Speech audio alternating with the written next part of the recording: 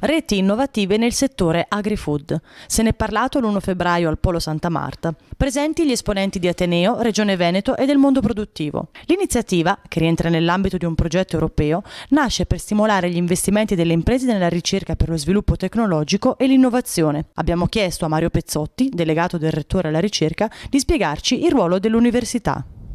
Ha ruolo, come tutte le università del Veneto, all'interno di Univeneto, di coordinare la necessità di innovazione che viene dalle aziende. Quindi le aziende dovranno sviluppare, come hanno già fatto, delle tematiche.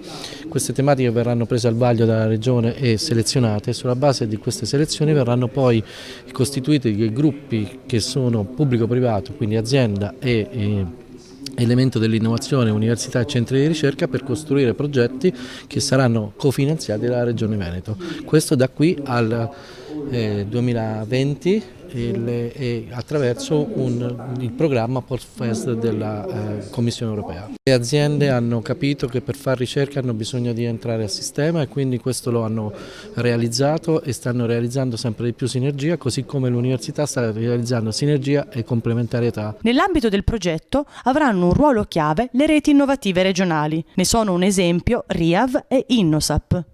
Abbiamo fatto il punto con i due responsabili, rispettivamente Raffaele Boscaini e Fausto Bertaiola.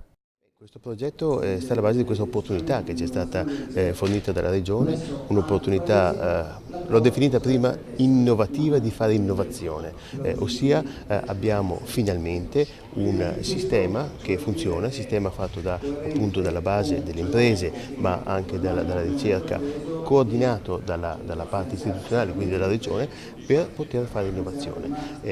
L'innovazione poi a sua volta è fatta attraverso reti, sono proprio queste due parole che si sente sempre dire come tallone d'Achille dell'industria italiana, in questo caso anche dell'agri-food: manca sistema, le aziende non fanno rete. Ecco, qui si fa rete di aziende in un sistema ben coordinato. Le reti innovative regionali sono una nuova forma prevista dalla normativa che mette insieme aziende, il mondo della ricerca e l'istituzione per creare strumenti e nuovi metodi di lavoro alle imprese per poter creare sviluppo e innovazione.